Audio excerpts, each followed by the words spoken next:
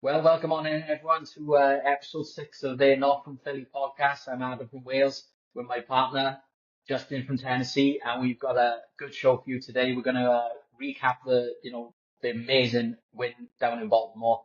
That was a brilliant game. We're going to preview Carolina Panthers game tomorrow. We've got college corner because we've got some big things happening in college football this weekend, some championship games, and we've got the playoff selection on Sunday. So, we've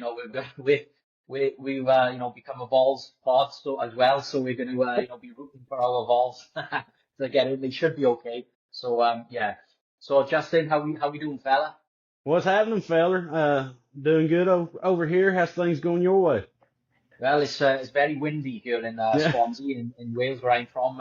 Today we've got 90-mile-per-hour winds. We've got a storm hitting the coast of the UK down to Wales. So it's a bit yeah, we're not used to this type of weather, but we've had some trees falling down everywhere and fences being blown away. My father-in-law, he lives out in the like out in the country, and his fences have all blown away. So yeah, we're gonna have to help him get him repaired in the week. So yeah, but other than that, not too bad. Excited for the Panthers game. So just to get into it, how do you feel after that Ravens victory last week? Phenomenal, phenomenal. When the schedule first came out for the season, and I went through each game like everybody does, trying to decipher wins and losses. I chalked Mm. that up as a loss. As soon as it came up, I was like, that's a loss Yeah, at so did I. Baltimore in December.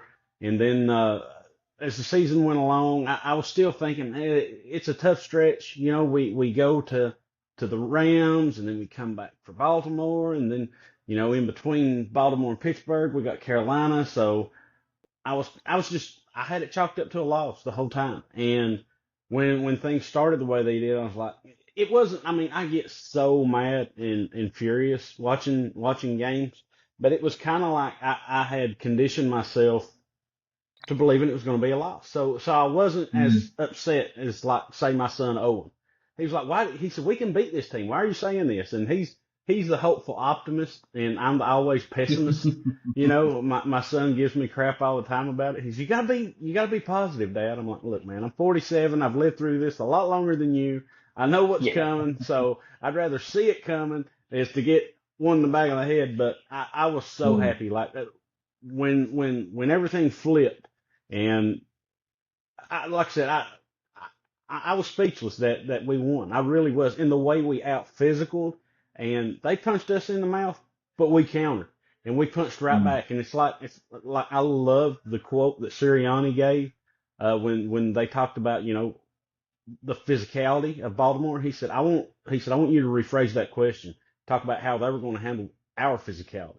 And I was like, that's Yeah. so badass, man. That was so great. So I mean, just a great win. It it made it better because I chalked it up to a loss the whole time. It made it that Yeah. much better because I was expecting a loss the whole time. Yeah, I was the same as well, looking at the schedule, before, especially after last season, with the collapse, obviously, so it was tough. That was going to be a tough stretch with the Rams. I figured, we would get the win down in LA, and they did, but that obviously depends on how the season is going. And like you said, how it started out for us, this year, going 2-2, it was a bit, it was getting a bit dicey, and with the injuries, and we're still getting injuries now. But yeah, like you said, the physicality in that game, it took them, a while to beat them at the line of scrimmage. But they eventually, was able to break Saquon out to get those runs that we needed for him to get the touchdown. And, because the passing game was struggling, you know, so it was a tough game to start out with, again, the first quarter, I wasn't, those first few plays, I wasn't too sure. They threw one out to Will Shipley, didn't get many Yeah. yards. So then they tried to establish a run and they just couldn't get it going until I think it was like around the 8th minute of the second quarter. They finally started to look like they were out, beating them, physically at the line of scrimmage, and they more or less got it going the rest of the game. Then, like Yeah. you said, it was punch for punch, and we got the final few punches in, which was great. So yeah, the defense again, just they were just phenomenal the whole game. I mean, I Yeah. got the Zach Bourne 13 tackles, and Kobe Dean had 10 tackles, Nolan Smith had tackles. Zach Bourne and Norton Smith, they had sacks or half sacks. Jalen Carter was just like an animal off the line of scrimmage. I don't know if you watch Brian Baldinger's, Yes. like the clips he puts out. I'm sure you do. He loves the offensive line play, doesn't he? And he was, he put clips out of Jalen Carter on the offensive line, and he was just a monster the whole game. He was getting at Lamar. And like I said the week before, I didn't think we'd be able to get to Lamar, as easy as we did because he's such a runner. But he wasn't he wasn't running so much in that game. It wasn't until the at the very last couple of minutes of the game when he ran for like 20 yards and they got in for the touchdown that he did anything with his legs the whole game. We seemed to be on top of them. It was that was weird, but I'm glad we were able to get to him. We kept him contained. Our defensive Mm. defensive line done the job. They didn't overrush. They kept their lane integrity, I guess is what you call it. Yeah. And our linebackers, I think we played quite a bit of the zone stuff too to keep eyes on Mm. Lamar. But when he did run, he didn't bust a big one, and you're not No. going to keep a guy like that contained 100%. He is a No. phenomenal athlete, one of the most Oh yeah. electrifying quarterbacks we've seen since Michael Vick. So I mean, you're not going to keep a guy like that 100% contained. But what we No. did, it was damn near perfect, like with containment of him. Uh, Going back to the defense, man, Jalen Carter, he's a game wrecker, and Oh yeah. it's his second year. He is an absolute game wrecker. And you were talking about Baldy's breakdowns. I watched the Seth Joyner show. For all of you who like watching stuff like that, Seth Joyner on YouTube, he's great, man. I love watching Yeah. him break stuff down. And he had our buddy Joe DeCamera on this week, and they were talking about all the insane amount of holds it looked like that Baltimore did against us, and mainly Jalen Carter. Coming into the game, Baltimore led the league in holds, and they Wow. didn't have a single holding call against them. I think the first 3 quarters, maybe, and I Yeah. don't even know Yeah. if they had one the entire game, but there Nah, was the rest of it. egregious holding against Jalen Carter, and it's like Joe and Seth both said last night or the other night when I was watching it, like this is a tape that they can submit to the league and say, okay, enough's enough. This is egregious. You see this, you need to get your guys under control. And Seth was saying kind of, well, he's a second year guy and he's not getting the calls a vet would make, but this is a superstar in the making. So he's gonna have to start getting the calls. So maybe after this Baltimore game where they submitted the tape, I mean it was egregious. So Yeah. maybe Jalen will start getting the benefit of the doubt a little bit more because he's an absolute game wrecker. And like, dude, Zach Bond and Kobe Dean, we have looked for a linebacker play like this for years. TJ Edwards, and he was really good. I was pissed when we had to let him go. You Yeah. can't sign everybody, but I'm still waiting on the Zach Bond extension. And he's on a 1 year deal. I know he's probably going to try to get all he can get, but man, I really hope they can get something done with him. He's great. Yeah, well, that's the thing. They're talking about him. They're projecting for him to be getting like 10 million a season, something like that. It's becoming more and more evident every week that Yeah, Harry has got to find a way yeah, to keep Zach going next year because he's on a 1 year prove it deal now, and can he do it again next season? We'll have to see with the schedule, but y- you know he's 27, he's still young. There's no reason why he can't do it again. So at least, I think Ike was saying it earlier this week. Maybe sign him to a 2 year deal. Not something yes, not too crazy where they can meet in the middle, and he's still got to, show that he'll have to prove it again. But then he's still got that year on the back end where they're not, they're tied to it too much with the money. So yeah, that's what I would do. Get him a nice, 2 year deal. He has just been amazing. I mean, Nakobe as well. I mean, if Nakobe carries on through the rest of his contract when his time comes, they'll have to sign keep Nakobe as well. Because of the two of them together. Like you said, TJ Edwards, he was really good for us, but he wasn't. He would get tackles and stuff, but he was sort of it was when he was like a run after the catch, stopper. yeah, As with Zach Bourne, they seem to, they just send him, and he's just like a missile seeker. He's just going straight in to the guys to get them down and make the stops, before the catches are even attempted by the quarterback. So it's just he's just been phenomenal. Him and Kobe together, and they seem like they get along really well. You've seen all these Oh yeah, clips coming out of them on the sidelines, and they've got such a really good connection. And you can tell that yeah. them two are the leaders in the linebacker room, big leaders on the defense, big leaders on the team. So yeah, they've got to find a way to keep these guys. So obviously there was another guy that stood out last week, and it was all over social media. I shared clips of it, you shared clips of it, Evan. That tackle by Cooper DeJean Yeah, was the just Joan. DeJean was just to bring down Derrick Henry like that. He made it look, and the thing was, it didn't even look like it was a struggle of a tackle. He just made it look so easy. Yeah, it looked Like you effortless. said, it was like that clip of John, the John Cena thing that everyone is. It was like he just picked him up, attitude adjustment, bang, Yeah. down on the floor. It was easy. It was. What did you think when you saw that tackle? I jumped up. I jumped up out of the chair. I was going crazy. Owen was going crazy. Hmm. The dog started barking, going Yeah. crazy. So he knew something good happened. Hmm. It was just. I mean, we've not seen anything like that. I mean, it wasn't as violent a hit as Sheldon Brown on Reggie Bush by no means. But that's Hmm. the biggest thing because Sheldon Brown was a corner as well. But he was a big, strong, physical corner. He's that's one of and every coach in college football, high school football has probably shown that to their team. This is how you form tackle. This is how you break down and get a man that's bigger than you on the ground to where he gets nothing. Like he made the catch, yeah, sure, but after that it was dead in the water, man. He was Yeah. down, it was over. And granted, now I will give Henry the benefit of the doubt. He was just kind of turned, stopped. There was no forward momentum, but as soon as he turned back, it was over.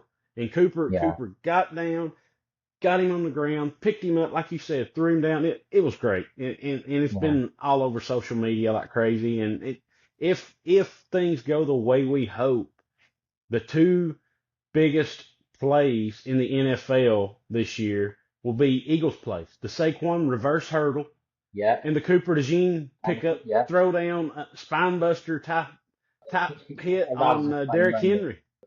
Yeah. That those will be Yeah. the two most watched plays probably in the NFL this year. I Yeah. mean, Forget about think John about it. Cena. That was like a Arn Anderson spine Yeah, buster. That was, you know what I mean? That was a nasty thing. But yeah. yeah. It was just crazy. Yeah, I was the same. I looked at it. I was like, oh my God! Like I can't believe he did it. Like I was like, and and the thing is, like, when you see Cooper out of pads, stuff like that, he doesn't look too big. But then, like, I know the pads make you look a little bit bigger on the field, but when they zoom in and like I see his arms and he's got some strength, man. Like He's he's a strong kid. now. I'm not exactly sure. Like I know he went to school at Iowa, but I'm not exactly sure where he's from. But Hmm. if he is from Iowa, that's what we call country strong down here. Like Oh like there's guys I went to school with that were very unassuming, but we're down here. We work on farms and stuff like that quite a yeah. bit. We haul hay, and now it's all big round bales of hay, which you don't do nothing with except pick up with a tractor. But when I was a Yeah. kid, it was square bales, and that's how you earn money. You worked on farms. You picked maters or tomatoes. We call them maters. But Yeah. you worked in tobacco, backer is what we call it. But that's how you get man strength like that. And Yeah. he's Yeah. just it's like he's a country strong dude. And I've heard Ike talk about it before, like when he was at Mm. Michigan State and in the NFL, like he said some of these guys are just country strong. And it goes back to like Steve McNair. I watched a documentary on him and they said he never wanted to work out. He never, like they literally had to stay on his ass to get into the gym to do workouts, and he would lay down on the bench and go to sleep. Like they said, this guy could fall asleep anywhere. So the strength coach got on his ass and like, man, you need to get it. He said, I tell you what, if I do so many reps on the bench at 250, you leave me alone the rest of the day. He's like, okay, yeah, sure, let's do it. The strength coach not thinking he like pumped him out real quick, and he's like, all right, I'm going back in here and I'm taking a nap. Leave me alone. And everybody like Steve McNair was just country strong, and Yeah. that's what I look at Cooper like. He's very unassuming. Yeah, he's ripped. He's got some jacked arms and stuff like that. But to do that to Derrick Henry, just Oh like yeah, boom, that was awesome. yeah. That was a that was amazing. So, let's look at sort of like the injury report. It looks like Devontae's going to be back Yeah, for the Panthers game tomorrow, which is going to be great. He said he's all good to go. But I didn't even notice. When I was watching the Ravens game, that Dallas got no, hurt again. It was his knee. He's hurt his knee now, only, and he's going to be week to week. Yeah, I think he's on the injured reserve. yeah, he is. Um, so he's going, hopefully we get him back for the playoffs now, I guess. It looks like he's going to be out longer than, we anticipated. But, you know, with Dallas, he's just got this bad luck where he just can't shake this injury bug. It's Yeah, every season he picks up one or two little things that keep him sidelined for weeks on end. It's not even like, he's out for 1 week. He'd be out for, 2 to 3 weeks. And he always tends then to miss sort of like important games. But, he won't be there for the Steelers game next week. I doubt he'll be back for Washington. And then I is mean, isn't injured reserve like isn't injured reserve like an automatic 4 weeks or something like that? something like that, yeah. So Yeah, I so mean, he's yeah, probably not coming back till we go to the playoffs. I would guess yeah, that yeah, would I be guess my so. opinion.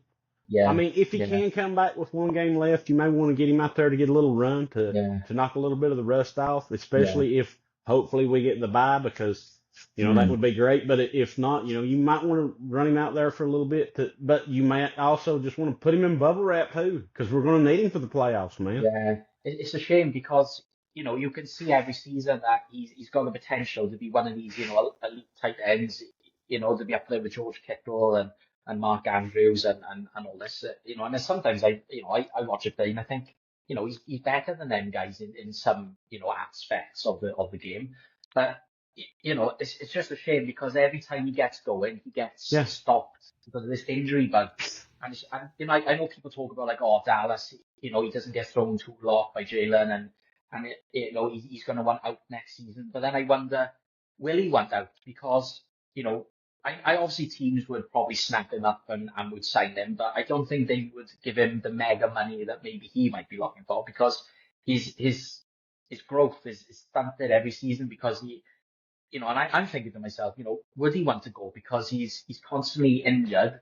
He hasn't had a lot of time to really show his true potential, even though we all know that he's a great tight end, but we know, he's got aspects of his game where he can be up there with the best, but the injuries knock him back. So I'm thinking, I know they use him for a lot of blocking and so forth. So I think, would he want to leave the Eagles at the end of his contract? I don't know, because maybe he'd be thinking to himself, well, you know, am I going to get the deal I want? Or will the Eagles just offer him something, another 2 years to keep him? What do you think? so I think he's going to be 30. Is that right? Yeah, yeah, 29, 30. yeah. Uh, it all comes down to money, man. Mm, I would, I would, I would like to think he would want to stay, but I mean, with his injury history, I just don't think the Eagles are going to offer him what another team can. That's mm, going to have a lot more cap room because we're coming up. I don't know what they're going to do with Jordan Davis. He was a first round pick, so they'll have a 5th year option on him. And yeah, it seems like Jordan Davis has played really well this year under Vic Fangio and this new defensive line coach whose name escapes me. But anyway, uh, you're going to have to pay N'Kobe because I want them to sign Baum, but I also think they would prioritize paying N'Kobe instead of Baum because they picked him, they drafted him, yeah, they've got yeah, Jeremiah Trotter Jr. I don't know what they see in him. We all want them to sign Baum, but like I said, we don't, and word out of camp this year, Jeremiah Trotter Jr. played really well when he had yeah. his He did. He time. had a good camp. Yeah, So I mean, there's going to be a lot of guys needing to be paid. I don't think Darius Slay comes back, but you've got Isaiah Rodgers. Is he going to be your corner next year because this is the last year of his deal? Uh, I don't really think with the weapons we have with Devontae and AJ and Saquon and everything, if we sign Dallas Goddard, I would be surprised. I would love to see him Mm. come back, but like you said, man, it's something every year. Was it last year he got his arm broken in the Dallas game on Yeah, that? yeah, He tried stiff yeah, arming the guy, and the yeah, guy kind of wrapped yeah. him up, took him down. Pulled his like This shoulder. year it's the knee, and then it was it a hamstring earlier in the year that held him Then out yeah, 3 or 4 hamstring. games. Yeah. I just I don't know, man. I don't think he comes back. Grant Calcaterra did really well with his absence, especially in the receiving game. Now Grant's not the blocker that Dallas is, and Mm. maybe they I don't know. I like seeing guys stay their whole career with a team, but I just Yeah, don't know if that's in the cards for Dallas because I mean yeah. It's a tough we let one. It's a Zach tough Ertz one. go. Yeah, we Yeah. let Zach Ertz go. So I mean I And just Zach Ertz, he hasn't like to me. I've watched him in Arizona, and seen him. He's catching touchdowns for Jaden Daniels, yeah. every week it seems. So it doesn't Well, seem like Zach has lost a step. Zach has kind of become the prototypical security blanket now. Yeah, He's a step or two slower, but he's a wily veteran who knows how to get open, who knows how to run routes, who knows how to find a hole in the zone, and all he does is yeah, catch the daggone ball, man. And yeah. that's I mean that could be something that they do. Like I think Zach's not a great blocker either though. But No, Zach's in the that's the final thing. year. I think he's in. Did he sign a 1 year deal with Washington? Yeah, it would have been a 1 year deal. Like I So I don't mean, think it I'd was love going. to see him if they don't bring Dallas back. Bring Zach back. Like if Zach's looking to retire, let him retire an Eagle, man, Yeah, because I he'd be know. a great Yeah, security blanket for Jalen. He yeah, like I said, man, he knows how to work a defense. He's not as fast. He's yeah, never gotten yards after the catch or anything. We always called him No Yak Zach, but yeah, man, Zach's always going to hold a special place in my heart for that yeah. Of what he done in course. that Super Bowl, man. Yeah. Yeah, he will forever for everyone. And like he still lives in Philly and stuff, and Yeah, so he still does got all his charities and things in Philadelphia. So yeah. So I did you watch I assume you watched the Lions and Packers game? I did not. I had a previous Yeah. thing I had going. I worked late, and as soon as I got home, I had to take a shower, change.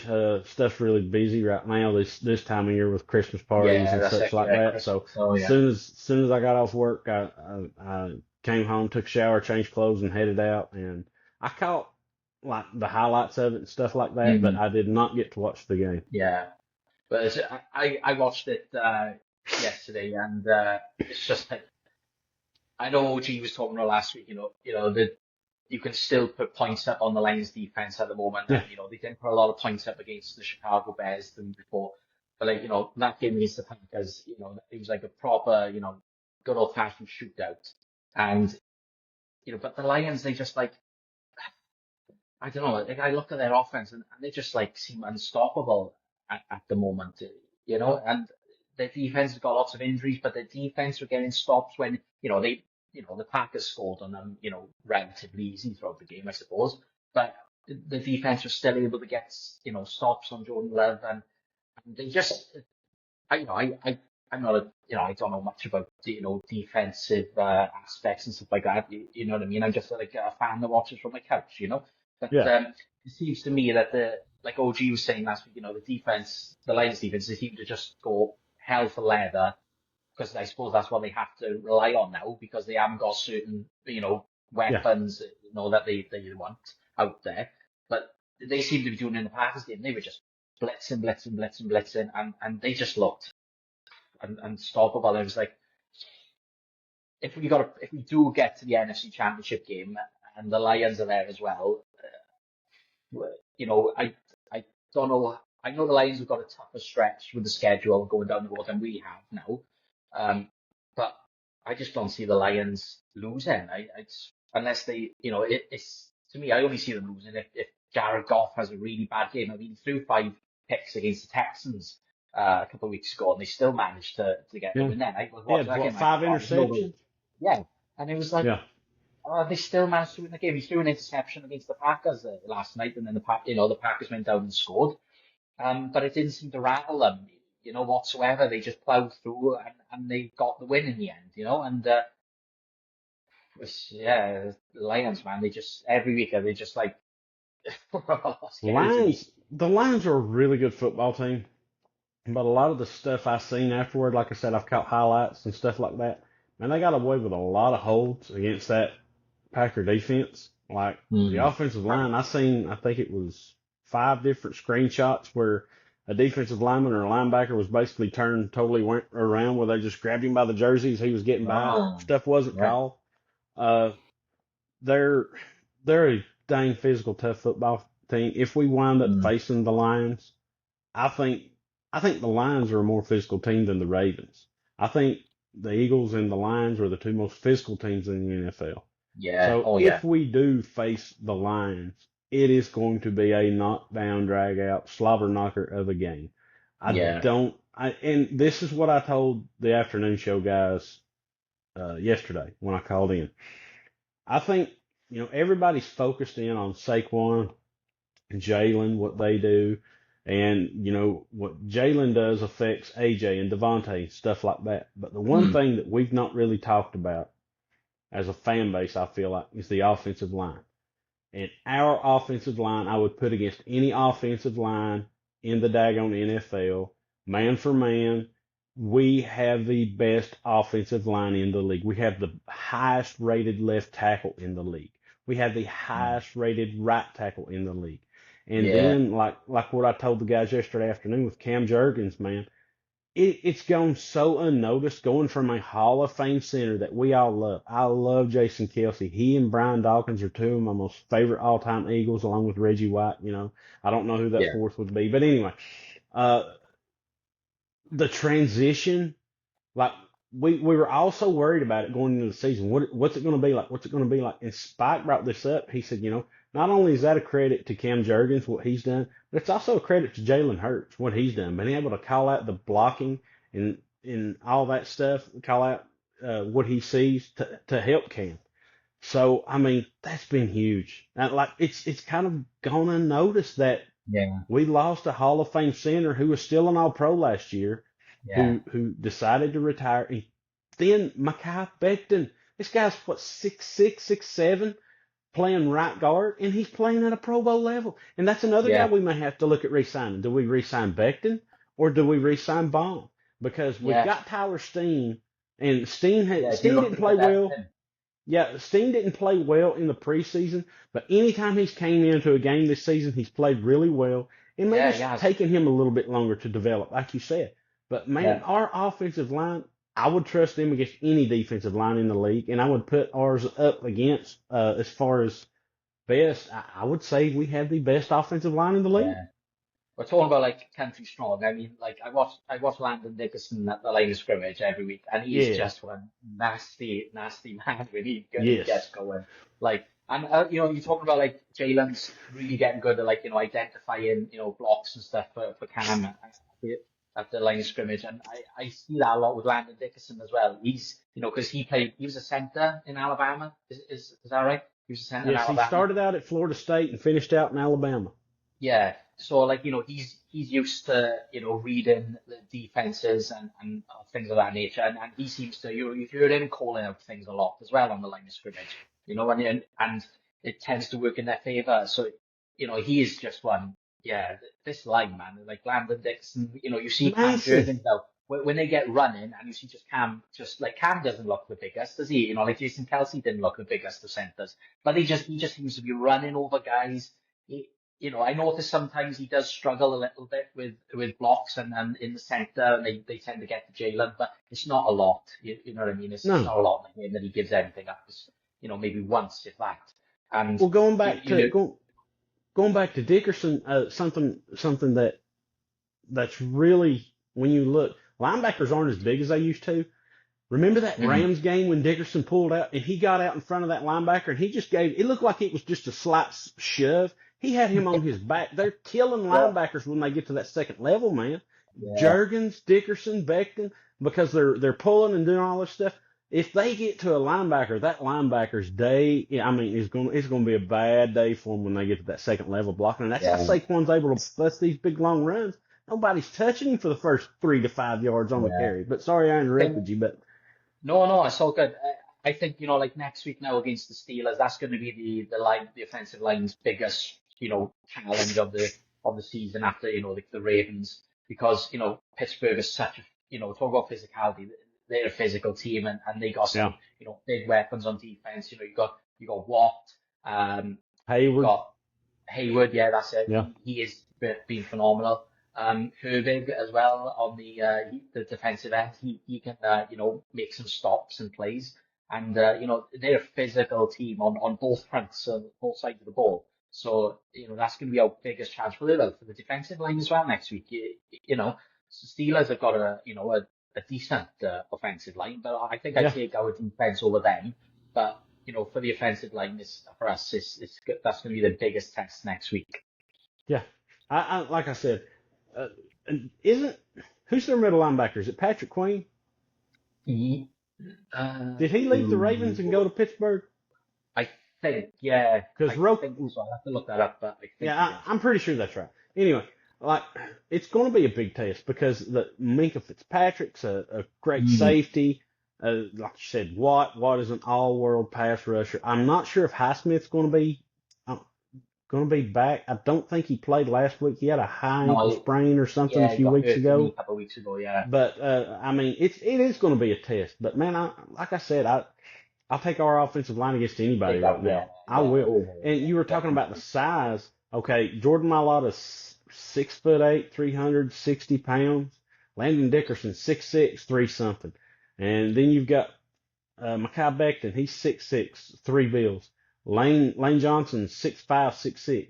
And okay, then we go to Cam Jurgens, who's 6'3", 310, 315. So yeah, he's going to look small compared to these other behemoths, but he's not a small guy either. And then he's got that athletic ability. When he's pulling and stuff, he gets to that second level, man. He's killing dudes. Like they're just out there having fun. It's like a big predator playing with its prey when they get to a linebacker. It's like, boom, get out of the way. Yeah, so awesome. It is. It is. Yeah, it is awesome to see every week. I that's what I love is when they're running. I just love seeing the linemen just smashing guys down, and it's just awesome to see, man. It's been so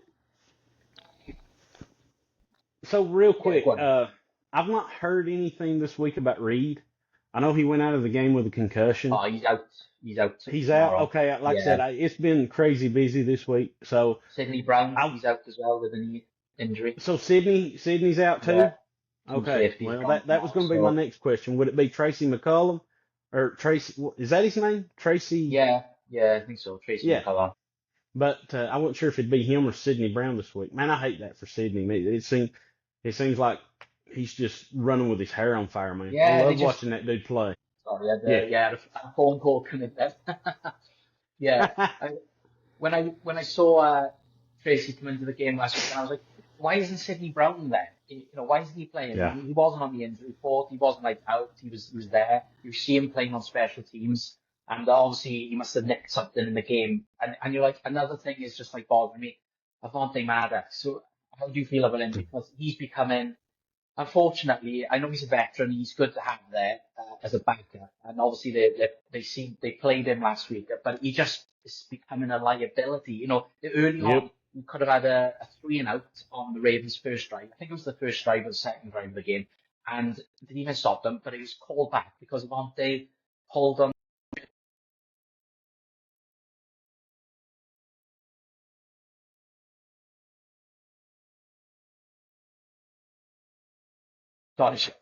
Sorry, everyone. Another phone call coming in. Yeah, hopefully it'll stop now.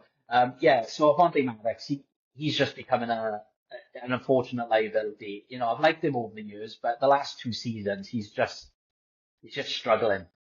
Yeah, it's like age and injuries have caught up with him. He was a really good slot corner at one time for us, but I think like what you said, age, injuries, he's becoming a liability.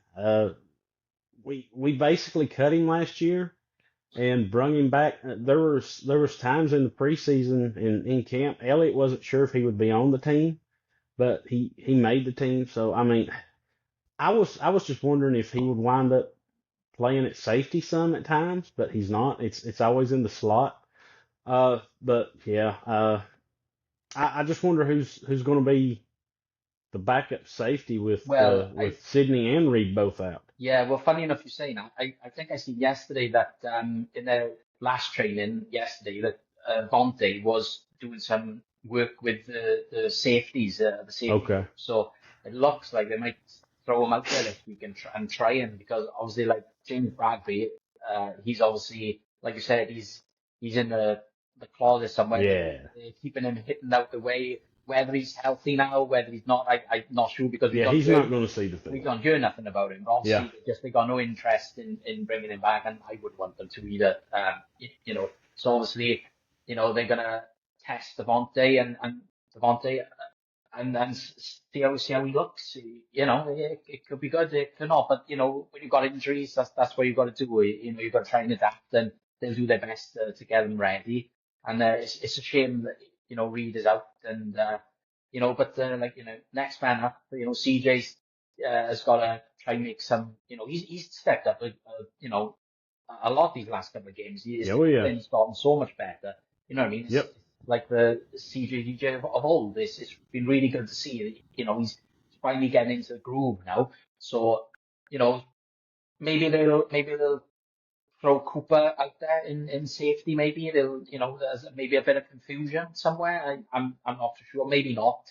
Maybe they just I'm leave him not where he sure. is. Yeah. Yeah, But I would yeah, think they'll leave Cooper where he is. Like I said, we're down to two guys. I don't even know who the practice squad guy might be yeah. with Sydney at, because like I said, I was hoping if Reed wasn't able to go, that Sydney might be able to get the start. But yeah, that's kind of thrown me for a loop.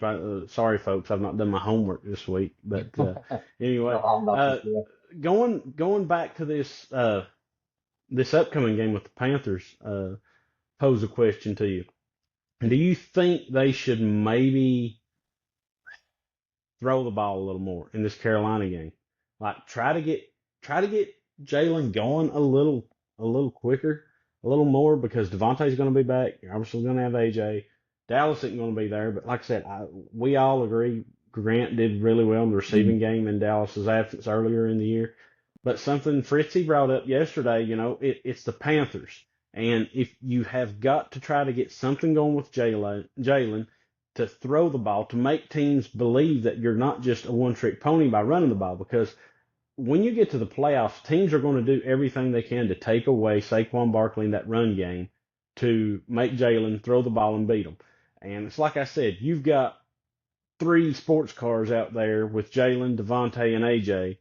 You got to do something to get those guys going, because we it seems like it's an automatic thing with Saquon.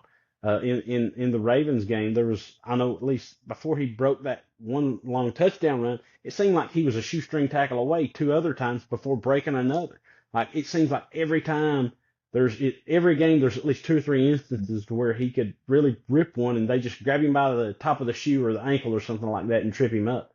So I really hope they're looking into this Carolina game to get some stuff going in the pass game, because we all know, like I said, the run game's going to be there.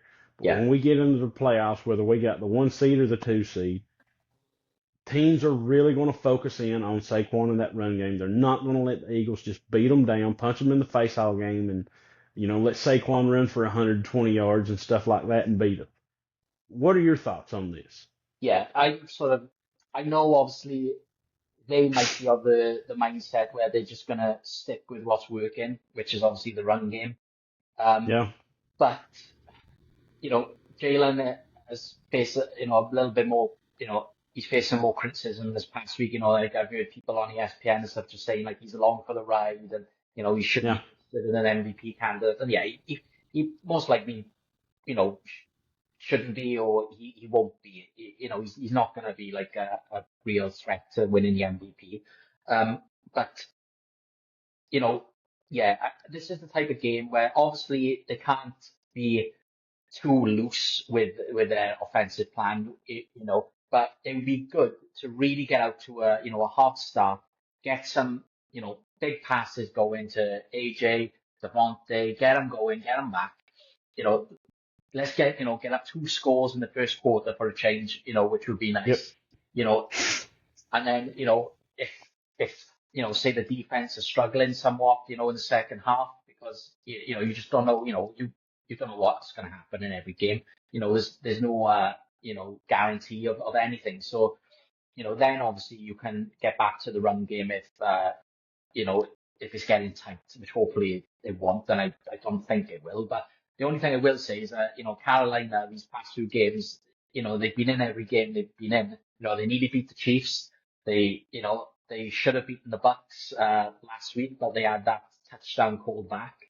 Um, so they're obviously of the mindset at the minute, well, the season's over for us, we're not going to do anything, so let's just go out and be, as physical, let's go lights out, let's just do whatever we can to end the season on a, positive note and get, a win here and there. So, I don't want to say this could be a trap game, because I don't think it will All be. right.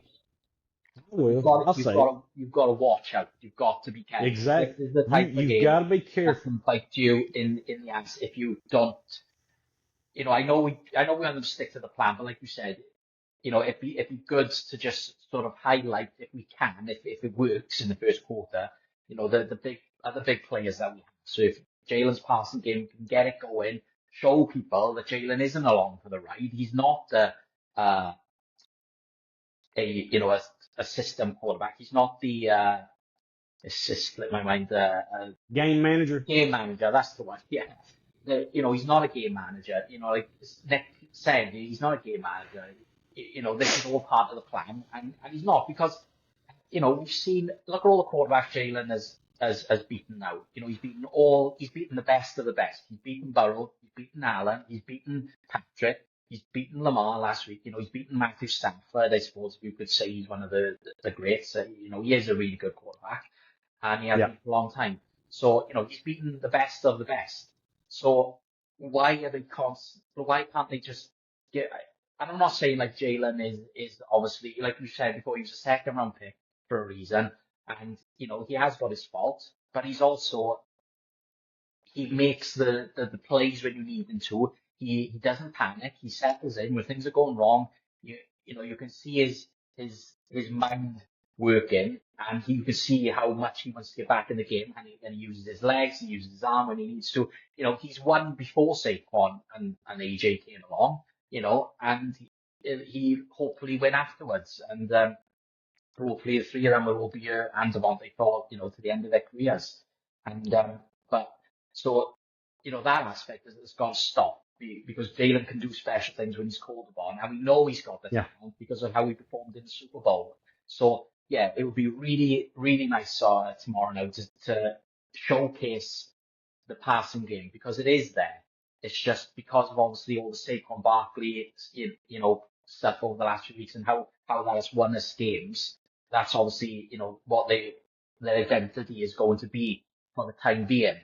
So, and then that's what's working. Yeah, if it brings us a Super Bowl, I don't care. I don't care if we've got to field goals all the way to the Super Bowl. If it gets us the Super Bowl, obviously that wouldn't be ideal, but if it gets us the Super Bowl, it gets us the Super Bowl. So Sunday, if we can showcase a bit of that passing game, straight out the gate, and get nice and settled into the game. And then obviously, if you're going to lean on the run game later in the game, lean on it, because like you said, just the offensive line are there. We've got it established. It's there when we need to use it. So yeah. Yeah. Well, I mean, I've used this analogy before, and going back to Jalen real quick before I do, when he takes off and runs this year, it seems more decisive and he seems faster.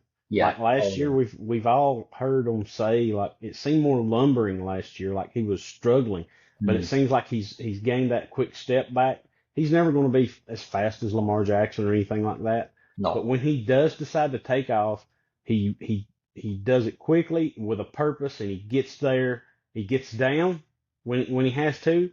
He goes head first if he has to. He knows when to make that decision, when to risk it, like to go head first or whether to get down and slide. But the analogy I was going to make, like, this offense is like a sports car. When you've got Jalen, AJ, Devontae, Saquon, and to an extent, Dallas. But that offensive line is like a 4-wheel drive truck, man. And if you get that sports car stuck, that 4-wheel drive is going to pull it out of the mud. Yeah. And that's the way they need to look at it, man. So I'm all for getting Jalen going this week. Throw it, get a lead, and then lean on the run game to salt the game away. Yeah. I'm like you. I'm not like what you said. I will call this a trap game because you got Pittsburgh next week. Mm, Has a lot to play for still yet. yeah. I think they're going to win the division, but I would probably say Kansas City and Buffalo. It's going to be down to them for the 1-2 seed, Mm, and same with us in Detroit for the 1-2 seed. yeah. But you know, Pittsburgh still has a lot to play for. They're a very tough physical team, so you do not want to overlook a young team who's starting to gain confidence Yeah. That's it. and have a hiccup to that team. You just don't. So I mean that's what I'm a little leery of. Yeah. Yeah. I don't blame you at all. Yeah, we see how this goes tomorrow.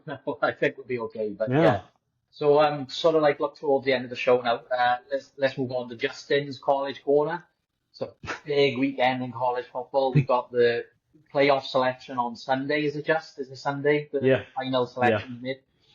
We've got some championship games this weekend. So how are we feeling just around the look of the playoffs? Because there's obviously a lot of people feel that the teams that are most likely going to be in it, like Alabama, Ohio State, that maybe shouldn't be included in the playoffs. How are you sort of feeling around the playoff bracket that's coming? Alabama shouldn't be in my opinion, but Ohio State most definitely should be in it.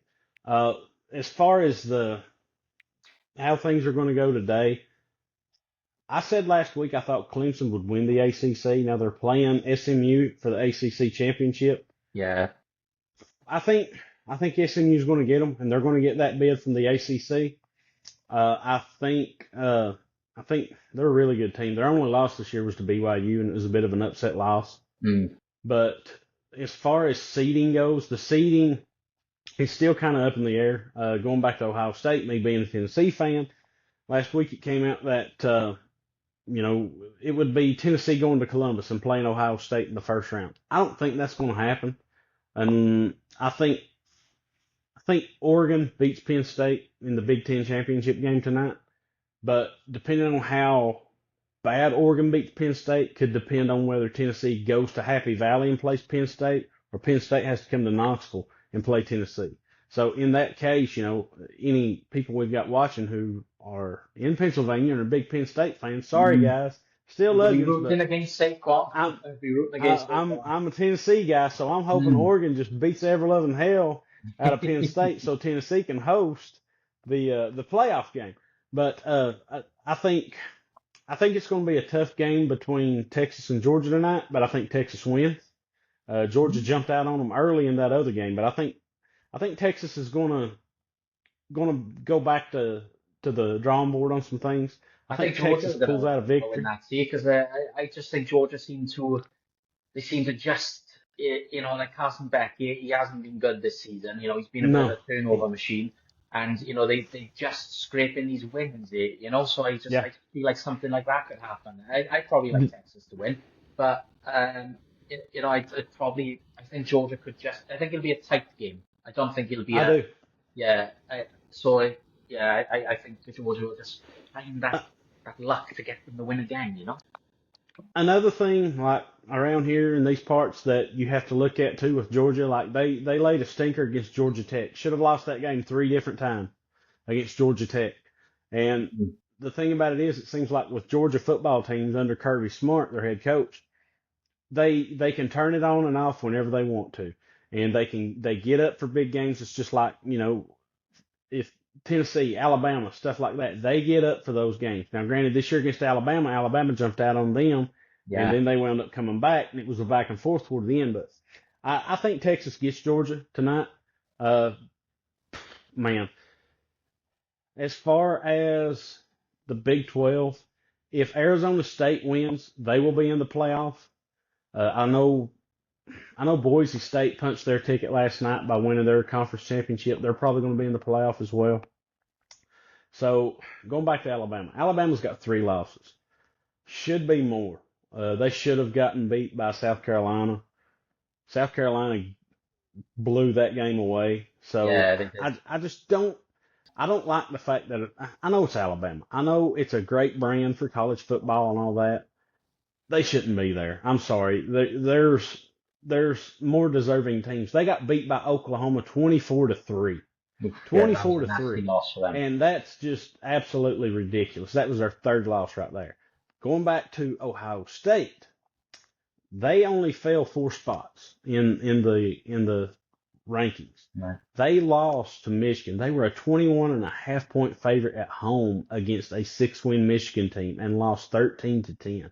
I'm sorry, but Corey in Columbus, I love you, brother, but they should have fell a little bit more than that. They, like I said, they were a 21.5 point favorite against Michigan and lost at home.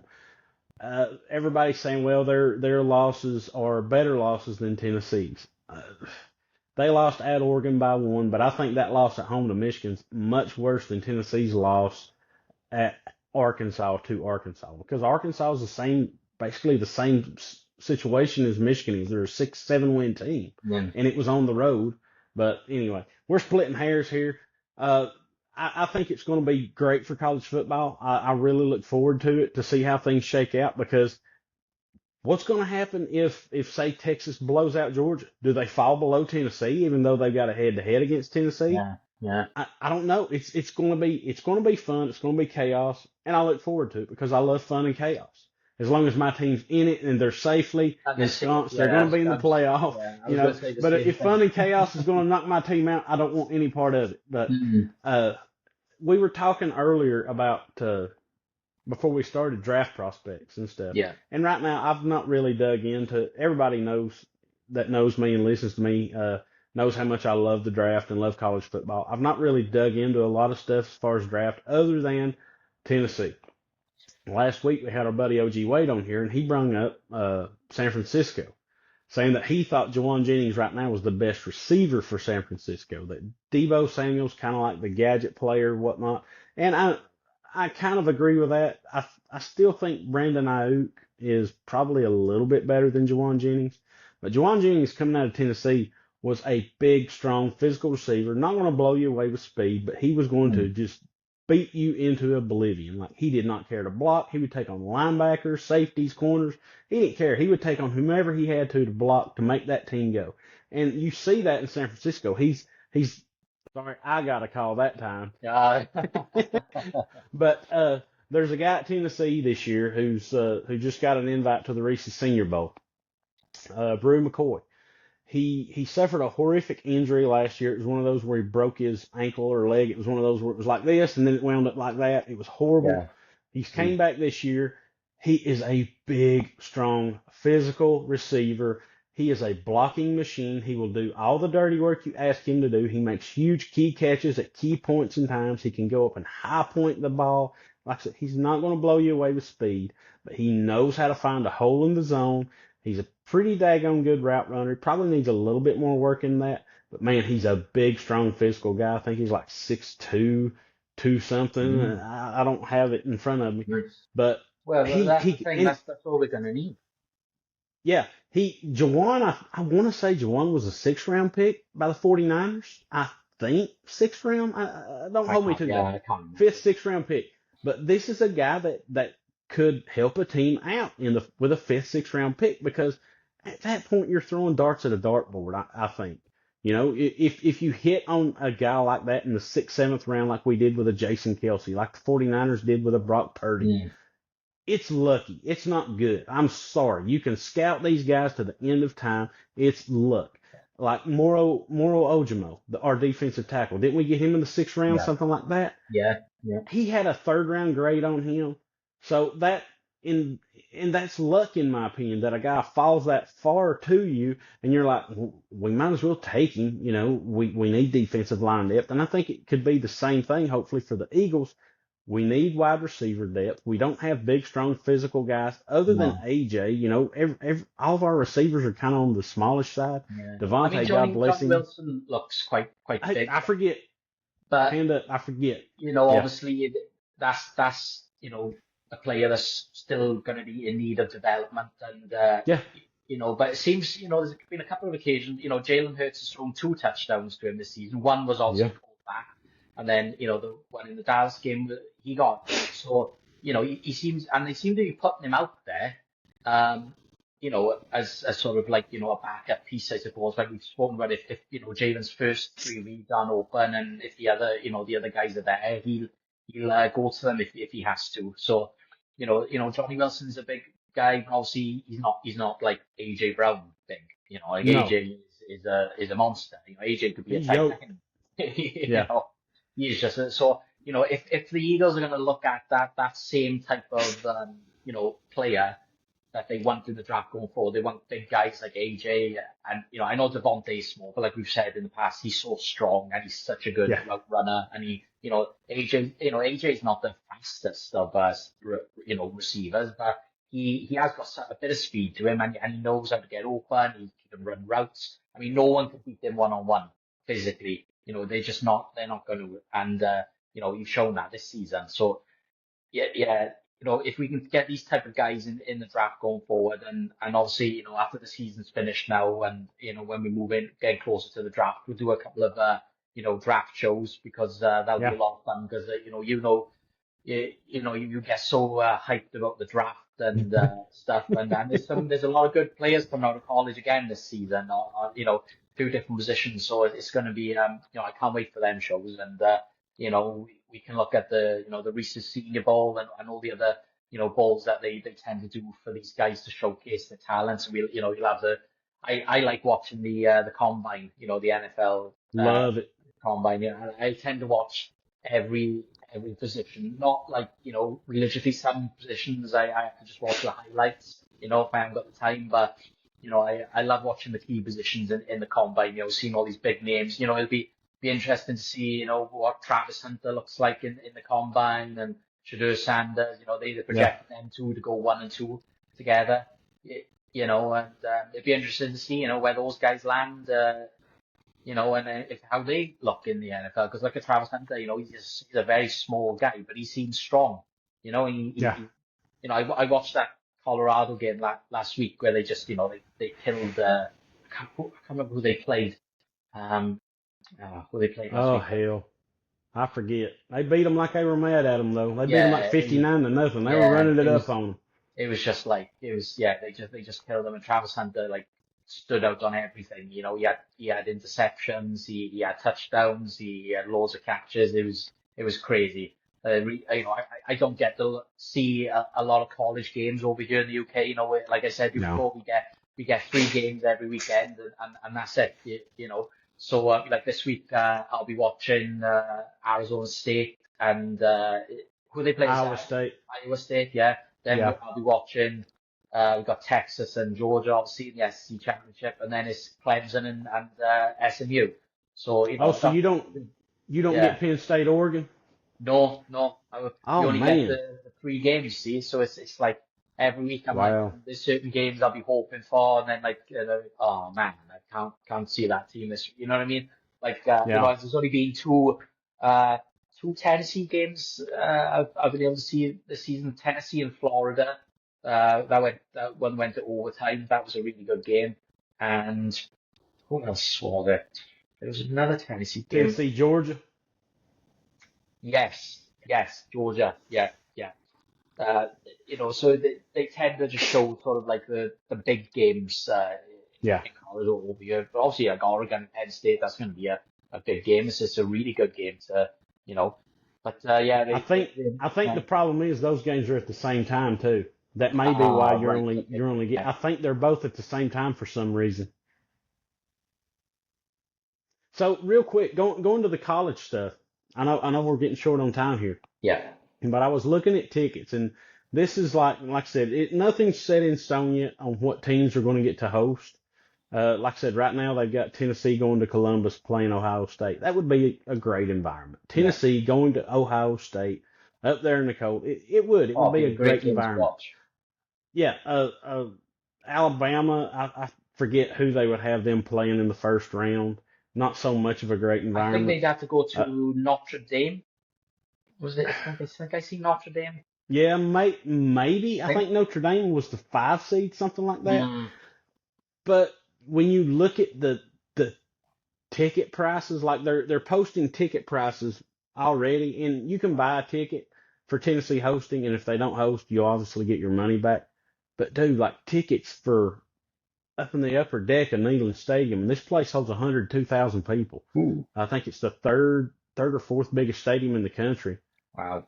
$1,000 a piece, dude. Oh man. $1,000, over Oh, $1,000. And like, insane. if anybody hasn't seen like highlights of Tennessee games at night, and it seemed like every game we had this year was at night, dude, it is an environment. It is a spectacle. It's amazing how they light that place up with the light show and the fireworks and just, Yeah, it I doesn't. don't know, man, the river, the scenery behind it. Yeah. But I'm a Tennessee homer. I can't help it. Happy Valley would be a great place too. To see Tennessee go to Happy Valley and play. I mean, I've not seen my memories of seeing Tennessee play Penn State in bowl games aren't that good because they beat the hell out of us the two times I seen it. But it, it's just going to be great for Tennessee to be in it, in my Yeah, opinion. yeah. So I look forward to it. I It's love good. football. I love college football. So Yeah, it's been I've loved watching, being able to see more college games this year because most of the time I can only watch, before the sports channel in the UK made a deal with America to get more games. It was, a lot of it was just like having to try and get games on YouTube if anyone was streaming live on YouTube, or I'd have to watch the highlights on YouTube and stuff. So it was hard to sort of like be able to being able to sit down and watch a proper full game of college football with where you see the atmosphere and the music, and it's just incredible. So yeah, it's been really fun. I can't wait for the playoffs now and all the bowl games as well afterwards. They'll be showing them, like, the Hawaii Bowl and all these, the Tony the Tiger Bowl. There just seems to be yeah, more bowls every season. It's probably there are. crazy, But yeah, it's going to be a lot of fun and to see what happens Sunday with the bracket and stuff. So yeah, just it's been another great pod. I've really enjoyed, and let's hope the Eagles can get this done relatively comfortable tomorrow, which hoping they will, and I think they should be okay. Touch wood. So yeah, let's get the passing going. Obviously, let's show Saquon off when we need to, and it'll be should be good. Yeah, just I mean, I don't want to sound cliche, but one game at a time, guys. One game at a time. Yeah, Get get definitely. get this win against Carolina, then on to the next. Get Yeah, the win against Pittsburgh, and on to the next. Right now, I'm not sure if we'll get that one seed, but when you look at everything, it seems like we're pretty much, if we take care of business and say we lose one more game here out, we're mm, going to be locked into that 2 seed. yeah, So that means we're going to have a couple of home games until we get to the NFC Championship. And even if we don't get the 1 seed, who's to say somebody doesn't go into Detroit and upset them? It's exactly. happened. Yeah, Uh, it does. it, it Yeah, has happened. Detroit's got a lot of injuries. So, I mean, one game at a time. one Like I game at said, a time. I don't want to sound cliche, but that's what you got to do at this point. One game at a Yeah, no, time. you got to. Keep Yeah, everything in front of you. definitely. It's the winter season. It's a lot of cold football is going to be getting played now this time of year. So you've got to take everything one game at a time, one step at a time, and keep, like Jalen says, keep the main thing, and that's what it's Keep the about, main isn't it? thing the main thing, Yeah, and rinse due every day, rents baby. due every damn day. Yeah, yeah, innit? Well, just it's been great, and can't wait. I'll speak to you tomorrow when the game is on, and can't wait for the game tomorrow. Can't wait for some college football this weekend, and go Birds, go Vols, and Go Birds, see go you next week. Vols. Love y'all, man.